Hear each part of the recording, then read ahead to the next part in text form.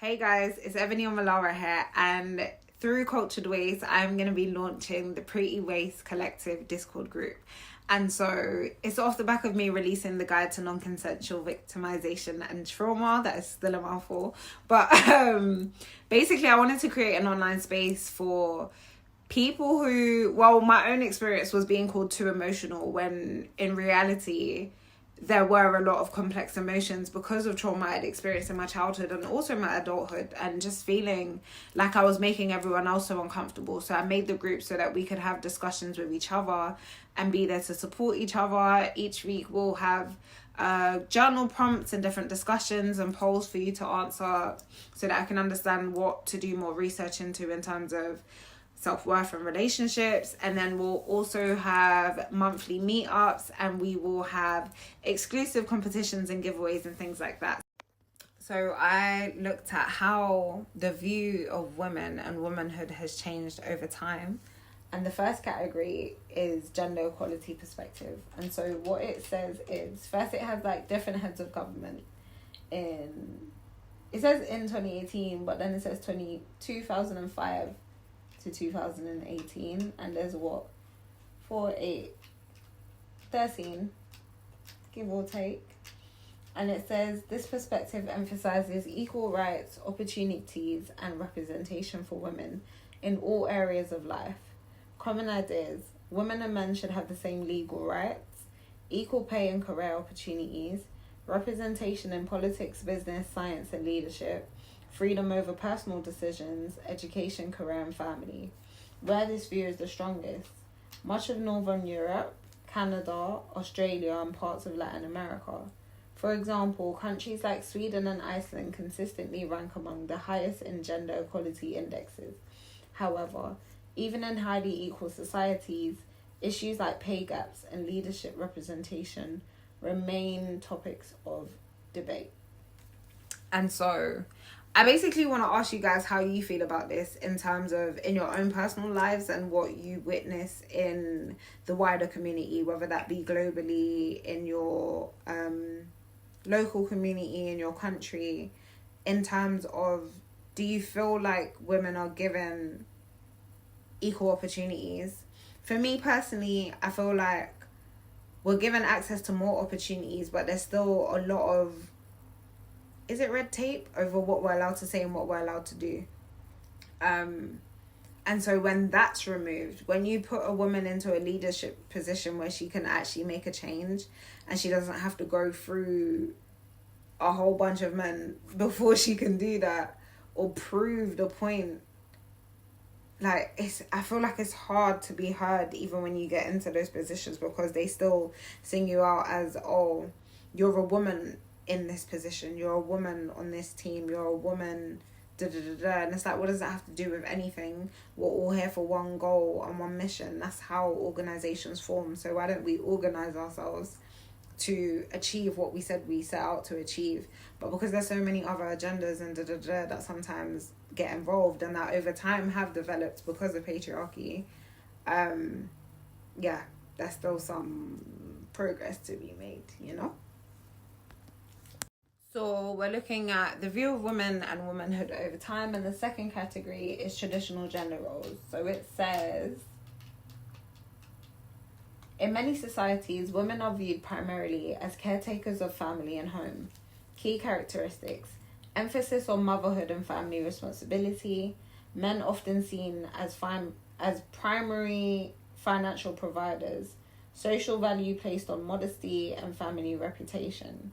This perspective can be found in varying degrees across parts of South Asia, the Middle East, Africa, more conservative areas of many Western countries.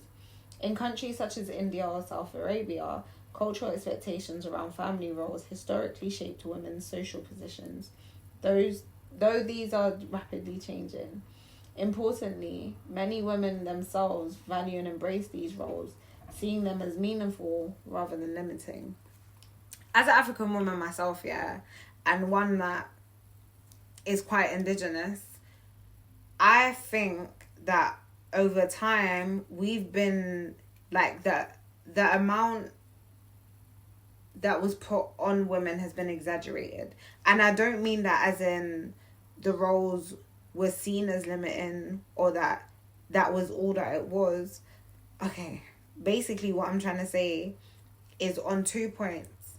One, women used to go to the market and sell the food, and the men used to farm it, and she would come back and she would sort the finances of the household. So that whole thing about them primarily being caretakers, that was a part of caretaking. Obviously, over time, money would have been introduced. We would have had a barter system at first, then money. But even so, that thing of working, it wasn't ever foreign to us. Secondly, the part where it says about modesty and family reputation, these are all things, again, that came into play when it came to imagery. Because when we talk about modesty and people say that wives are supposed to cover up, in our villages, we just used to wear a wrapper around our waist and everybody's titties was hanging. So where did that come from? Where did that idea that your skin, if you show your skin, you're being immodest and you're disrespecting your family? That wasn't a thing to us, because we could be nude without being sexual.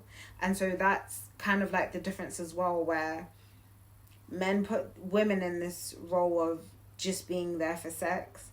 And then if you embodied that energy without a man being there to use it, it was unmodest.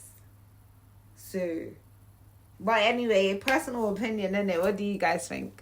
If we have progressed in this sense. And I think it's actually really important that we have this conversation, because when people... Sorry, cut me off. But I saw something on YouTube and it was literally like, the title of the video, I didn't watch it, but it was something like, why Rihanna can't stop having babies for A$AP Rocky or something like that. And I'm like, what does that even mean? Like, she's having children with her partner. What's the issue? But where we've got, for a really long time, women were told that that's all they were allowed to do. Now we're letting women have their own choice, but for the people who've chosen, that's not what they want. It's like they're pointing the finger and saying, oh, why are you still doing that? I'm not gonna lie, if every woman says that she's not having children, then the generation, we're done. So that's definitely not the answer either.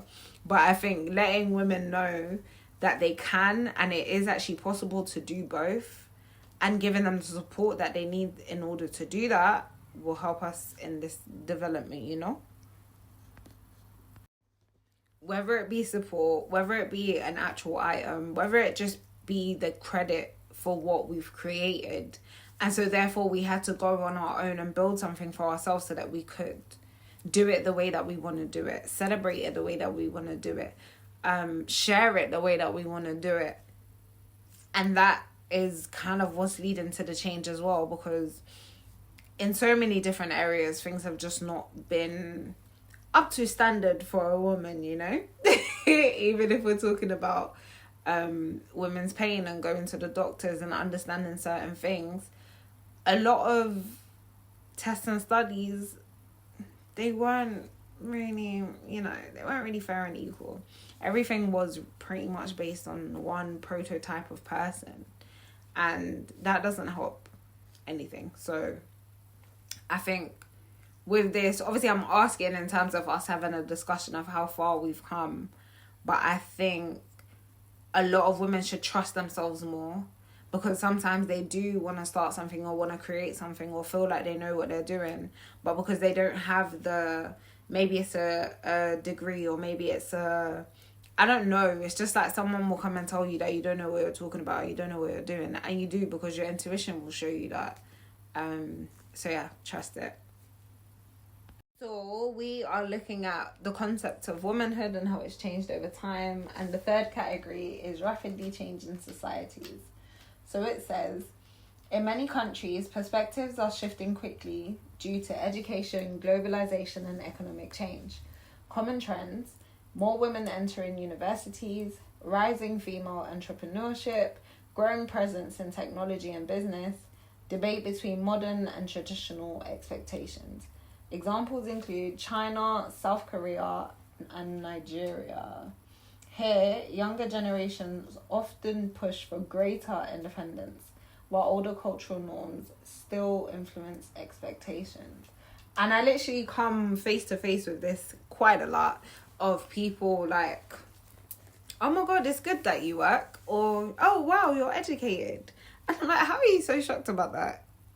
In today's age, it shouldn't be about my gender. It should actually just be about access, to be honest. And everyone has the right to educate themselves because it helps you to move forward. Whether you officially go to uni, whether you pick up a book, whether you listen to an audiobook or study something on YouTube, like, that knowledge is going to bring you power when you implement it. But going back to the topic of it being about womanhood, I think, me personally, I think that they didn't allow women to study and stuff at first because they didn't want to get intimidated.